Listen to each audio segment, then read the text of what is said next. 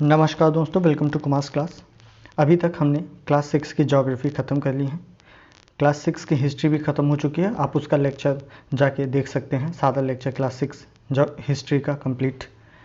अब हम आज शुरू करने जा रहे हैं ज्योग्राफी क्लास 7 का पहला चैप्टर। ठीक है, अभी तक क्लास 6 में हमने सौरमंडल के बारे में समझा, पृथ्वी के बारे में समझा, पृथ्वी पर किसी स्थान को कैसे देखना चाहिए, उसके लिए अक्षांश और देशांतर रेखाओं का उपयोग कैसे होता है, वो सब हमने समझा। ठीक, हमने भारत देश के बारे में समझा कि भारत देश में क्या कौन सी चीज़ें कहाँ पर स्थित हैं, और वायुमंडल या फिर पृथ्वी पर कौन कौन से घटक हैं, वायुमंडल, जलमंडल, स्थलमंडल, इनके कौन कौन से घटक हैं, ये सारी चीज़ें कैसे काम करती हैं, इन सब के बारे में हमने समझा। आज जो हम शुरू करने जा रहे हैं पहला चैप्टर, वो क्या है, पर्यावरण के बारे में है। पर्यावरण होता क्या है, ठीक है, पर्यावरण के बारे में हम समझते हैं। चैप्टर की शुरुआत में ही पर्यावरण शब्द की परिभाषा से ही हुई है, पर्यावरण होता क्या है, क्योंकि क्लास 7th में बच्चों ने जब पर्यावरण शब्द को पहली बार सुना तब शिक्षक ने उन्हें बताया कि पर्यावरण आखिर होता क्या है, कहाँ से पर्यावरण की शुरुआत हुई, ये क्या है।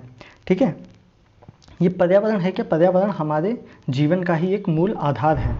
ठीक है, जीवन का मूल आधार कैसे है कि हम जो सांस लेते हैं, सांस लेने के लिए ऑक्सीजन हमने देखा था, ऑक्सीजन कहाँ से मिलता है, पौधों से, पेड़ पौधों से, वो क्या है, वो भी पर्यावरण का ही एक आधार है। पानी पीने के लिए जल, खाने के लिए भोजन और रहने के लिए भूमि, ये सारी चीज़ें हमें कहाँ से मिलती है, पर्यावरण से ही मिलती हैं। लेकिन ये पर्यावरण कैसा है, ये पर्यावरण जो हमें प्रकृति में पहले से ही उपलब्ध है।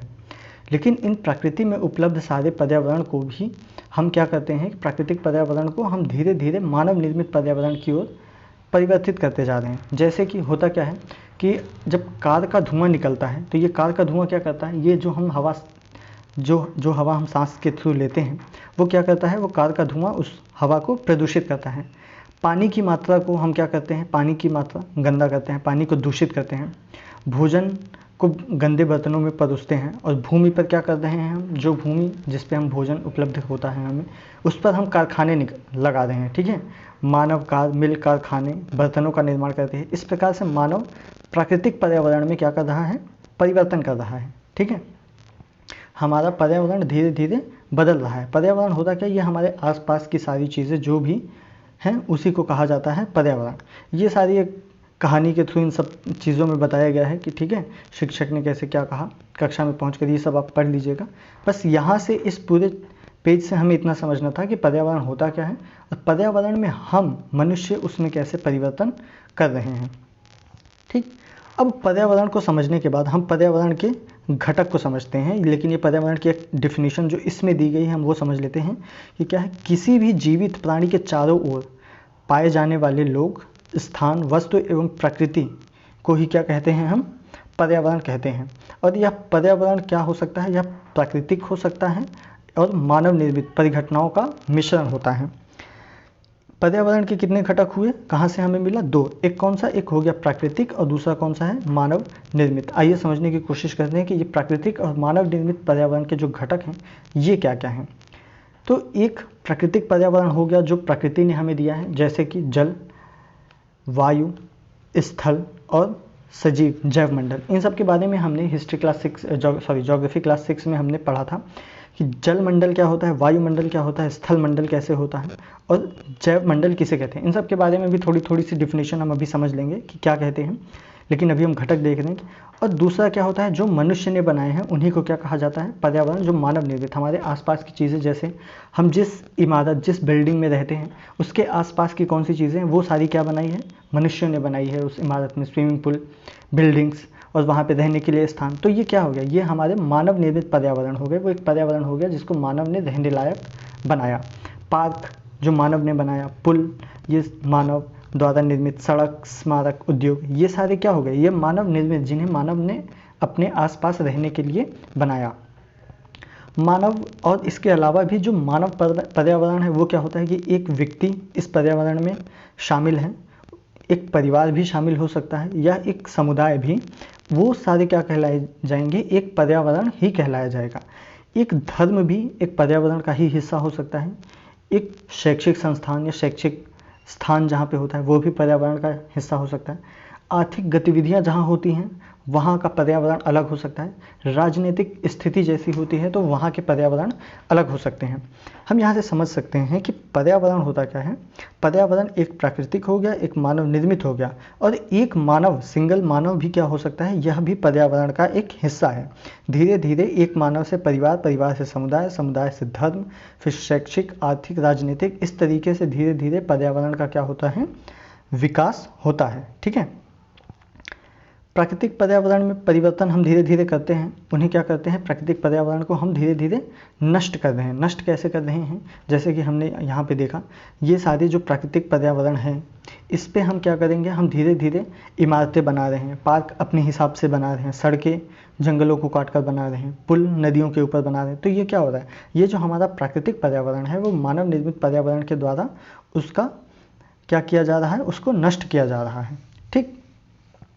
प्राकृतिक पर्यावरण में पृथ्वी पर जो पाई जाने वाली सजीव और अजीव दो परिस्थितियां सम्मिलित होती हैं। सजीव और अजीव होती क्या है, सजीव होती क्या है कि सजीव प्राणियों का संसार होता है। ठीक। जहाँ पे जो प्राणी रहते हैं उनका संसार ही क्या होता है, सजीव होता है, जैसे कि पादप और जंतु। और अजीवी किसे कहते हैं, निर्जीव पदार्थों का संसार, जैसे कि स्थल, स्थल पर कुछ निर्जीव चीज़ें हैं उनका संसार, और कुछ जीवित चीज़ें हैं जैसे पादप और जंतु। इन दोनों को ही मिला दिया जाए तो पर्यावरण का विकास होता है। ठीक है। दोनों परिस्थितियां पर्यावरण में सम्मिलित होती हैं। मानवीय पर्यावरण में क्या होता है, मानवीय पर्यावरण में मानव की परस्पर क्रियाएं और उसकी गतिविधियां और उसके द्वारा बनाई गई रचनाएं शामिल होती हैं। जैसे कि अभी हमने देखा, इमारत, पार्क, सड़क, पुल, ये सारी चीज़ें क्या है, ये मानव निर्मित पर्यावरण है। उसके द्वारा जो क्रियाओं के द्वारा बनाई गई हैं, उनकी गतिविधियों एवं उनके द्वारा बनाई गई रचनाएं, ये सारी क्या कहलाती हैं, मानवीय पर्यावरण। अब पर्यावरण शब्द की उत्पत्ति कैसे हुई, इसके बारे में यहाँ पे दिया गया है कि पर्यावरण को इंग्लिश में क्या कहते हैं, एनवायरनमेंट। एनवायरनमेंट शब्द की उत्पत्ति, ये एक फ्रेंच शब्द है। ठीक है, फ्रेंच शब्द जिसको फ्रेंच में क्या कहते हैं, एनवायरोनेर या एनवायरोनेर। इसका अर्थ क्या होता है, इसका अर्थ होता है पड़ोस, मतलब हमारे आसपास की ही चीज़ें, जिसे को क्या कहा जाता है, पर्यावरण। अब पर्यावरण के घटक हमने दो देखे, एक प्राकृतिक, एक मानव। तो प्राकृतिक पर्यावरण में कौन कौन सी चीज़ें आती हैं देखते हैं। ठीक है। प्राकृतिक पर्यावरण में भूमि, जल, वायु, पेड़ पौधे, जीव जंतु, ये सारे मिलकर किसका करते हैं, पर्यावरण, प्राकृतिक पर्यावरण का निर्माण करते हैं। इन्हीं सब चीज़ों को अलग अलग अगर हम देखेंगे तो स्थल मंडल, जल मंडल, वायुमंडल और जैव मंडल, इन सब चीज़ों के बारे में हमने पहले ही पढ़ चुका। ये सारी चीज़ें मिलकर किसका निर्माण करती हैं, प्राकृतिक पर्यावरण का ही निर्माण करती हैं। जैसे कि अगर इस इमेज को हम देखें तो इसमें जल मंडल, जैव मंडल, वायुमंडल, स्थल मंडल, ये सारी चीज़ें मिलकर एक पर्यावरण का निर्माण करती हैं। यही पर्यावरण के क्षेत्र होते हैं। ठीक। अब इनके संबंध में हम एक एक करके देख लेते हैं कि इन छोटा छोटा सा होता क्या है। स्थल मंडल किसे कहते हैं, जैसे कि पृथ्वी के ऊपर का जो ठोस भाग, जिस पर हम स्थित हैं, जिस पर हम हैं, ऊपरी परत जो सबसे होती है, उसी को क्या कहा जाता है, स्थल मंडल। ठीक है। और यहाँ पर बहुत सारे खनिज पदार्थ पाए जाते हैं। ठीक है। चट्टानें खनिजों से बने होते हैं, मिट्टी की पतली परत जहाँ जो उपजाऊ होती है, कहीं कहीं उपजाऊ, कहीं कहीं नहीं होती, ये सारी क्या है, ये स्थल मंडल के भाग हैं। पर्वत, पहाड़, पठार, मैदानी घाटी, ये सारी स्थलाकृतियाँ, ये सारी क्या होते हैं, ये धरातल पर ही स्थित हैं। ये किसके, स्थल मंडल के ही भाग हैं। ये स्थलाकृतियाँ महाद्वीपों के अलावा महासागर की सतह पर भी पाई जाती हैं। ठीक है। ये जो पर्वत, पठार, मैदान, ये सारी कहाँ, महाद्वीपों के अलावा ये महासागरों पर भी पाई जाती हैं। अब स्थल मंडल वो क्षेत्र है, वन, कृषि, मानव बस्तियों के लिए भूमि, पशुओं को चराने के लिए घास प्रदान करता है, और खनिज संपदा का भी एक स्रोत है। इसी को क्या कहा जाता है, स्थल मंडल। अब जल मंडल किसे कहते हैं, जल जहाँ पर उपस्थित होता है, जल के क्षेत्र, जैसे कि यहाँ पर ये जो हमने देखा, ये जल का क्षेत्र, इसी को क्या कहा जाएगा, जल मंडल। यहाँ पर जल का ही पूरा क्षेत्र उपस्थित है। जल के विभिन्न स्रोत जो भी हो सकते हैं, जैसे कि नदी, झील, समुद्र। ठीक। नदी, झील, समुद्र, महासागर आदि, ये सारे क्या होते हैं, ये जलाशयों से मिलकर बनते हैं। जैसे कि हमने पढ़ा था कि नदियाँ कहाँ से निकलती हैं, पहाड़ों पर हिमाद्री जो होती है वहाँ से नदियाँ निकलती हैं। पृथ्वी पर जितनी भी पानी का जो भी फॉर्म है, जैसे वो नदी हो गई, झील हो गई या हिमानी हो गई, ये सारे जल मंडल के ही भाग होते हैं। ठीक। यह सभी प्राणियों के लिए एक बहुत ही आवश्यक पदार्थ है, जल। ठीक है। पृथ्वी के चारों ओर, अब वायुमंडल हम देखते हैं, वायुमंडल किसे कहते हैं कि पृथ्वी के चारों ओर जो भी वायु फैली हुई है, वायु की एक पतली परत, उसी को क्या कहा जाता है, वायुमंडल कहा जाता है। पृथ्वी गुरुत्वाकर्षण बल अपने ओर, अपने चारों ओर वायुमंडल को थामे रखता है। तो पृथ्वी के चारों ओर जो भी गुरुत्वाकर्षण बल है वही हमारे वायुमंडल को थाम के रखता है, इसीलिए वायु हमारे पृथ्वी के चारों ओर रहती है। जो और क्या करता है ये वायुमंडल, जो भी सूर्य की पराबैंगनी किरणें, जैसे हमने क्लास 6 में पढ़ा था कि पराबैंगनी किरणें या हानिकारक किरणें जो होती हैं सूर्य की, उससे ये वायुमंडल हमारी रक्षा करता है। ठीक है। अब इसके बाद क्या हो गया, जैवमंडल हम किसे कहते हैं कि वायुमंडल हमने देख लिया, जलमंडल देख लिया, स्थलमंडल देख लिया। इसके बाद अब हम देखते हैं जैवमंडल। जैवमंडल हमने देखा था जहाँ वायुमंडल, जलमंडल, स्थलमंडल तीनों जहाँ पर मिलते हैं उन्हीं को क्या कहा जाता है, जैवमंडल कहा जाता है। पादप और जीव जंतु मिलकर जैवमंडल का सजीव संसार का निर्माण करते हैं। यह पृथ्वी का वह संकीर्ण क्षेत्र है जहाँ स्थल, जल और वायु मिलकर जीवन को संभव बनाते हैं। मतलब मनुष्य जहाँ पर जीवित है वो कौन सा मंडल है, वो जैवमंडल ही होता है। ठीक है। अब हम देखते हैं कि पारितंत्र किसे कहते हैं। पारितंत्र के बारे में हमने पढ़ा नहीं, ये शब्द नया है हमारे लिए। पारितंत्र होता क्या है।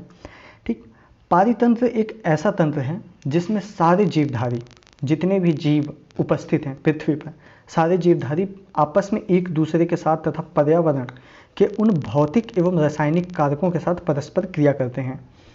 मतलब कि अगर हम इस शब्द को समझे पारितंत्र को, तो ये एक ऐसा तंत्र है कि जिसमें सारे जीवधारी आपस में मिले हुए हैं। सभी जीव, जैसे पानी में रहने वाली मछलियाँ और स्थल पर रहने वाले मनुष्य, अगर ये दोनों एक दूसरे से मिले हुए हैं तो इन दोनों की क्या हैं, पारितंत्र हैं। ठीक, जीवधारी आपस में एक दूसरे के साथ और किसके साथ, पर्यावरण के उन भौतिक और रासायनिक, मतलब कि पर्यावरण की उनके साथ उनके रहने के लिए पर्यावरण में उपस्थित सारी भौतिक और रासायनिक कारक जो होते हैं वो उनके साथ परस्पर क्रिया करते हैं, जिसमें वो निवास करते हैं। ये सब ऊर्जा और पदार्थ के स्थानांतरण द्वारा संबंध हैं। मतलब ऊर्जा और पदार्थ का जो स्थानांतरण होता है इसी के द्वारा ये एक दूसरे से संबंध हैं।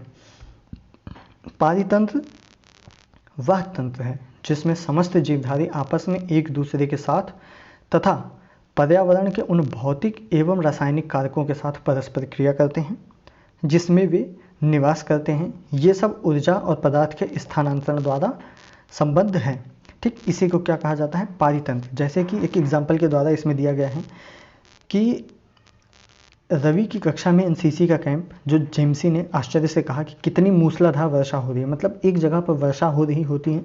तो इसे देखकर जेम्सी को केरल की याद आ गई, जहाँ पर बहुत हरा भरा रहता है, बारिश के मौसम में नारियल के बागान लगे होते हैं।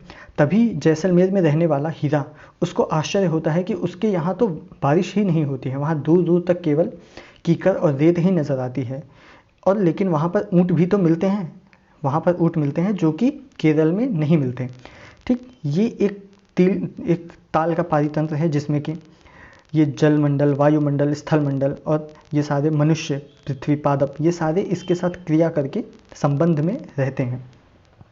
तभी हीरा ने कहा तो ऊँट तो मिलेंगे ही रेगिस्तान में। ठीक, छिपकली, सांप, कीट भी मिलते हैं, सब ये सब कहाँ मिलते हैं, रेगिस्तान में। रवि हैरत में पड़ा, उसने विभिन्न स्थलों पर पाए जाने वाले जीव जंतु, वनस्पति और लोगों के रहन सहन के तरीके इतने भिन्न क्यों हैं, क्या सभी एक दूसरे के साथ संबंध हैं। तो इसी के बारे में जब रवि सोचने लगा कि हर जगह पृथ्वी पर रहने वाले हर लोगों को के लिए रहन सहन अलग क्यों है, तब क्या इन सब में एक दूसरे का संबंध है। तभी शिक्षक ने क्या कहा कि हाँ, इन सब में एक संबंध है। वो संबंध कैसा है कि सभी पेड़ पौधे, जीव जंतु और मानव अपने आसपास के पर्यावरण पर ही आश्रित होते हैं। मतलब उनके आसपास पाई जाने वाली सारी चीज़ें, मनुष्य के आसपास पाई जाने वाली सारी चीज़ें, वो किस पे निर्भर है, मनुष्य उन्हीं अपने आसपास के पर पाई जाने वाली चीज़ों पर ही आश्रित है। वे एक दूसरे पर आश्रित होते हैं। जैसे कि कहीं पर मनुष्य है और वहाँ पर पेड़ पौधे भी हैं। पेड़ पौधे अगर मनुष्य पर आश्रित नहीं होंगे तो कुछ समय के बाद वो मुरझा जाएंगे, सूख जाएंगे। ठीक, और इसी तरीके से अगर मनुष्यों को पेड़ पौधों के द्वारा फल फूल या पत्तियां नहीं मिली, ऑक्सीजन नहीं मिला, तो एक टाइम के बाद उनकी भी मृत्यु हो जाएगी। तो इसी तरीके से हम समझ सकते हैं होता क्या है कि पेड़ पौधे और मनुष्य ये दोनों एक दूसरे पर आश्रित हैं। जीवधारियों का आपसी एवं अपने आसपास के पर्यावरण के बीच संबंध ही क्या कहलाता है, पारितंत्र का निर्माण करता है। यहाँ पर एक इन्फॉर्मेशन दी गई है कि प्रत्येक वर्ष 5 जून को क्या मनाया जाता है, 5 जून को विश्व पर्यावरण दिवस मनाया जाता है। ठीक है। अब अधिक वर्षा वाले वन, घास स्थल, रेगिस्तान, पर्वत, झील, नदी, महासागर और छोटे से ताल का भी एक पारितंत्र होता है। मतलब कि जहाँ पर अधिक वर्षा होती है वहाँ का पारितंत्र अलग होगा, घास स्थल जहाँ पर होती है वहाँ का पारितंत्र अलग होगा, रेगिस्तान का पारितंत्र अलग होगा, पर्वत, झील, नदी, महासागर और छोटे ताल का एक पारितंत्र अलग होगा। लेकिन उस पारितंत्र में रहने वाले सभी जीव और वहाँ पर निर्मित सभी पेड़ पौधे, ये सब उनके साथ क्या होंगे, एक दूसरे पर आश्रित होंगे। ठीक। इसके बाद क्या है, मानवीय पर्यावरण। मानवीय पर्यावरण क्या होता है, हमने देखा मानव निर्मित पर्यावरण जिसे कहा जाता है। मानव अपने आसपास रहने के लिए अपनी चीज़ें बनाता है उस तरीके से ताकि उस सहज हो वो वहाँ पे रहने के लिए, तो उसी को क्या कहा जाएगा, मानवीय पर्यावरण। ठीक। मानव अपने पर्यावरण के साथ पारस्परिक क्रिया करता है और उसमें अपनी आवश्यकताओं के अनुसार परिवर्तन करता है। प्रारंभिक मानव ने स्वयं को प्रकृति के अनुरूप बना लिया था। यहाँ पर दिया गया है कि जो प्रारंभिक मानव थे उसने अपने आप को जैसा उस वक्त का पर्यावरण था उसके अनुरूप बना लिया। लेकिन जैसे जैसे ही समय बीता और प्रकृति में मनुष्य की आवश्यकताएं बढ़ी, उसके साथ ही मनुष्य ने अपनी आवश्यकताओं के साथ ही पर्यावरण के साथ छेड़छाड़ करना शुरू कर दिया। ठीक है। जैसे कि पहले के मनुष्य क्या करता था, रहने के लिए एक जगह को साफ करता था, वहाँ पर फसल उगाता था, रहता था, फिर पशु पालता था, स्थायी जीवन सीख लिया था। पहिए का आविष्कार धीरे धीरे हुआ, फिर पहिए के आविष्कार के साथ क्या हुआ कि लोगों ने वस्तु विनिमय पद्धति के द्वारा व्यापार भी करना शुरू कर दिया था। वस्तु विनिमय पद्धति किसे कहते हैं, इसके बारे में यहाँ दिया गया है कि वस्तुओं की अदला बदले का व्यापार, जिसमें हम एक वस्तु देकर दूसरे व्यक्ति से दूसरी वस्तु लेते थे। उस वक्त हम पैसे का उपयोग नहीं करते थे, सिर्फ वस्तुओं के साथ ही वस्तुओं की अदला बदली करते थे। इसी को क्या कहा जाता था, वस्तु विनिमय पद्धति। तो वस्तु विनिमय पद्धति का जब विकास हुआ तो व्यापार भी आरंभ हुआ, वाणिज्य का विकास हुआ। फिर धीरे धीरे औद्योगिक क्रांति आई।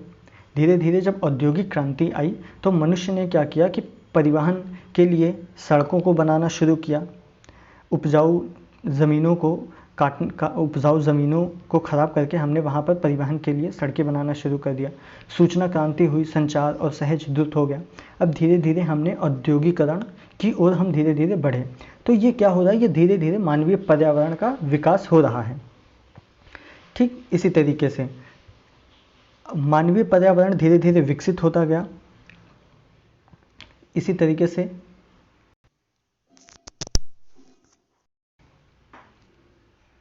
तो मानव को क्या करना चाहिए कि मानव को पर्यावरण के साथ समरसता से रहने और उसका उपयोग करना सीखते रहना चाहिए। प्रकृति और मानवीय पर्यावरण के बीच सही संतुलन बनाए रखना चाहिए। तो यहीं पर जो पर्यावरण का पूरा कॉन्सेप्ट था, पर्यावरण किसे कहते हैं, पर्यावरण के घटक क्या क्या हैं, मानवीय पर्यावरण, प्राकृतिक पर्यावरण, अब मानव द्वारा निर्मित पर्यावरण, ये सारी चीज़ें हमने देख ली। अब कल हम मिलेंगे क्लास 7th ज्योग्राफी के सेकंड चैप्टर के साथ। तब तक के लिए आप ये चैप्टर पूरा रिवाइज कर लीजिए। आप हिस्ट्री क्लास 6 और ज्योग्राफी क्लास 6 के वीडियोस पूरे देखिए, तभी आपको आगे के चैप्टर समझ में आएंगे धीरे धीरे। अब हम कल से हिस्ट्री भी शुरू करेंगे, एक एक चैप्टर हिस्ट्री और ज्योग्राफी दोनों एक साथ। बहुत बहुत धन्यवाद आप सबका।